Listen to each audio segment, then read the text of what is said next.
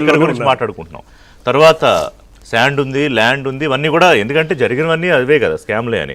కానీ ఇక్కడ మీరు చెప్పాల్సింది ఏంటంటే నాకు అంటే ఇప్పటివరకు జగన్మోహన్ రెడ్డి కానీ ఆయన బ్యాచ్ జగన్ అండ్ కో ఏం జరిగినా ఈ సిట్లు ఇవన్నీ ఓకే వాటి ఏం చేసినా కూడా మన వరకు రాదు, మనకి ఏదో ఎక్కడి నుంచో ఒక అదృశ్య శక్తి మనం రక్షిస్తుంది అని చెప్పి ధీమాలో ఉండేవారట.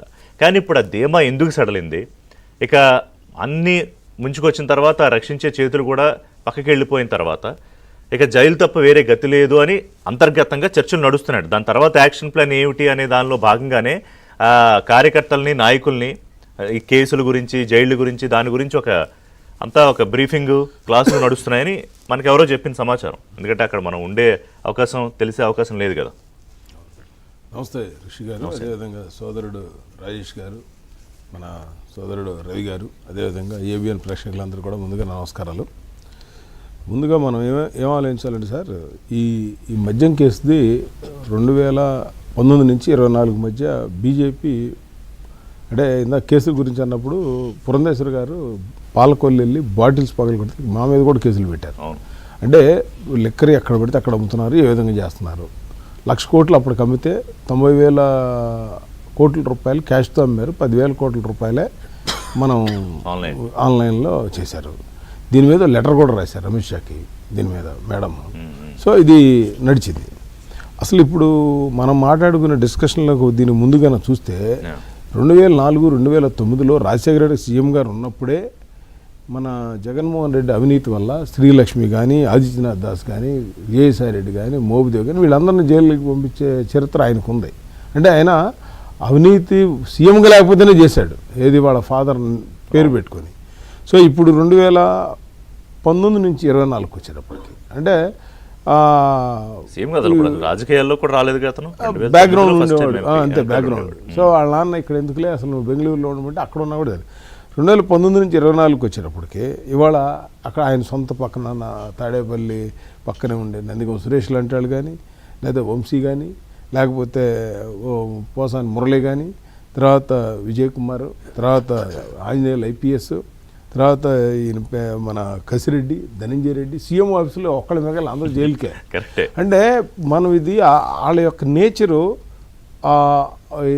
ఇప్పుడు మంచి ధర్మాన్ని నమ్ముకున్నాడు, మంచి ఆలోచిస్తాడు, చెడుప్పుడు చెడుగానే ఆలోచిస్తాడు. దొంగ ఎప్పుడు కూడా ఈ ఇంట్లో ఎంత డబ్బులు ఉంటాయా ఏముంటాయి అన్నది ఆలోచిస్తాడు. లోనే ఉంటుంది వాళ్ళు, ఇది డబ్బులు ఉన్నాడు. మామూలుగా అయితే ఎవరన్నా మామూలుగా ఏం ఆలోచిస్తారంటే బాగుంది, ఇల్లు బాగా కట్టారు, వీళ్ళు చాలా కష్టపడి ఉంటారు, ఇలా ఆలోచిస్తారు.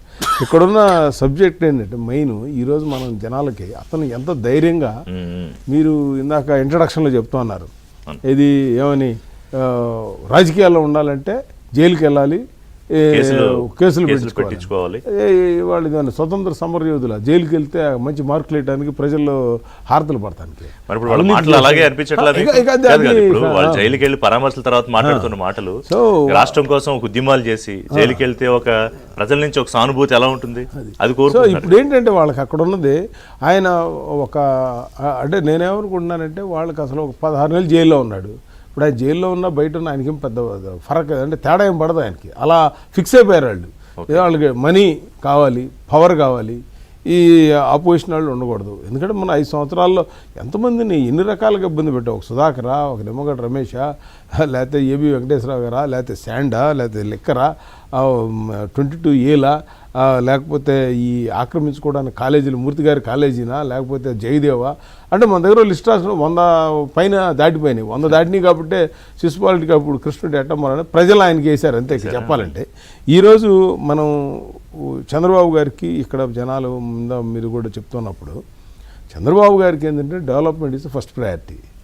రెండోది ఏంటంటే ఇప్పుడు సెంటర్లో కూడా మీరు ఒకసారి అబ్జర్వ్ చేస్తే మోడీ గారు కానీ, అమిత్ షా గారు కానీ డెవలప్మెంట్ విత్ ఇది వికసిత్ భారత్ అనే ఒక కాన్సెప్ట్, సబ్సా వికాస్ అనేది అనే కాన్సెప్ట్లో మనం వెళ్తున్నాం. అక్కడ కూడా మీరు డెవలప్మెంట్తో పాటు అవినీతి ఏ కేంద్ర మంత్రి మీద ఒక్కళ్ళ మీద కూడా ఒక్క మాట కూడా రాదు. ఎవరు కాంగ్రెసే మాట్లాడలేదు. వీళ్ళు ఇప్పుడు వేరే మాట్లాడతారు కానీ ఏదో ఆర్ఎస్ఎస్ గురించో లేదా ఇంక వేరే కామెంట్ చేస్తారు. కానీ ఈ ప్రభుత్వం 11 సంవత్సరాల్లో అవినీతి చేసిందనే మాట కాంగ్రెస్ కూడా మాట్లాడేది. నేనంటే వాళ్ళు చంద్రబాబు గారు కూడా అదే బాటలో డెవలప్మెంట్. కానీ అదే ఐ అప్రిషియేట్. అసలు అవినీతి అనేది మీరు అన్నట్టు అనే పదం కూడా చెప్పే అవకాశం ఇవ్వలేదు. కానీ మరి అవినీతి చేసిన నాయకుల్ని ఇప్పుడు నేను ఇందాక మిమ్మల్ని అదే అడిగా, వాళ్ళు ధీమాగా ఉన్నారు ఎన్నాళ్ళు అంటే ఓకే మేము కులాసాగా ఉంటాంలే, మమ్మల్ని ఎవరు రక్షిస్తారు అనేది. ఎవరు రక్షిస్తారు? ఇంకా ఇప్పుడు రక్షించడానికి అవకాశం లేదని ఈ మాటలన్నీ వస్తున్నాయని మీరే చెప్పాలి. ఇక్కడ మీకు జనరల్గా ఏంటంటే వన్స్ ఒకసారి కోర్టుకు వెళ్ళిన తర్వాత కోర్టు ఓన్ కోర్స్ చేయాల్సిందే. మీరు కనిమొళి కేసులు కానీ కాంగ్రెస్ కూడా 10-12 ఏళ్ళు, జయలలిత కానీ లల్లు ప్రసాద్ ఎవరైనా చూడండి 10-12 ఏళ్ళు ఎన్ని ఈడీ అండ్ ఇన్కమ్ ట్యాక్స్ కేసులు కానీ లేదా సిబిఐ కానీ ఇవన్నీ కూడా కొంచెం సిస్టమ్గా. ఇప్పుడు సిబిఐలో ఎలా ఉంటుందంటే ఈడీలు కూడా మామూలుగా అయితే పోలీసులు కేసు పెడితే ఆటోమేటిక్గా వాడు ప్రూవ్ చేసుకోవాలి, పోలీసులు ప్రూవ్ చేయాలి, ఎవరు ముద్దాయి కాదు. ఈ సిబిఐలు అట్ట కాదు. ఇవి మనం ఒక ఈడీలో కానీ ఇటీలో మనం ఏం పెట్టిన తర్వాత వాళ్ళు ప్రూవ్ చేసుకోవాలి, నువ్వు చేసావంటే డబ్బులు ఎంత కట్టలేదంటే ఎందుకు కట్టలేదని చూపించాల్సింది. అందుకని ఇవాళ నేను కూడా అనేది ఏంటంటే ఇవాళ రాష్ట్రం మొత్తం కూడా మన ఫోకస్ అంతా డెవలప్మెంట్ పెడతా ఉన్నాం. మోడీ గారు కూడా మొన్న వచ్చి బ్రహ్మాండమైనటువంటి స్పీచ్ ఈ రాష్ట్రం పోలవరంగా వచ్చి దీన్ని చెప్తున్నప్పుడు ఈ వైసీపీ వాళ్ళు ఏంటంటే ఒక స్పీడ్ బ్రేకర్ లాగా డెవలప్మెంట్ ఏ విధంగా ఆపాలి. రాజధాని మొన్న ఎంత దారుణం అంటే ఇవాళ నేను బెంగళూరులో వర్షం పడితే ఆ వర్షం అంతా కారులన్నీ కొట్టుకుపోయాను. బెంగళూరులో మామూలు వర్షం పడితే పొలాల్లో ఉంటాయి, ధాన్యం తడుస్తుంది, ఇళ్లలో నీళ్లు ఉంటాయి. రాజధానిలో ఉంటే అక్కడ ఏదో పునాదులు తీస్తే పునాదుల నీళ్ళు ఉంది, సాక్షి పేపర్లో అచ్చంగా అదే ఫోటో విజువల్స్ అవి పెడుతున్నారు.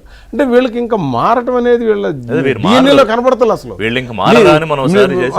ఇప్పుడు తాడేపల్లి ఉంది, తాడేపల్లి వాళ్ళ ఇంటి ముందు నీళ్ళు నిలబడ్డాయి. మరి అక్కడ ఎందుకు కట్టుకున్నాడు ఆయన నీళ్ళు?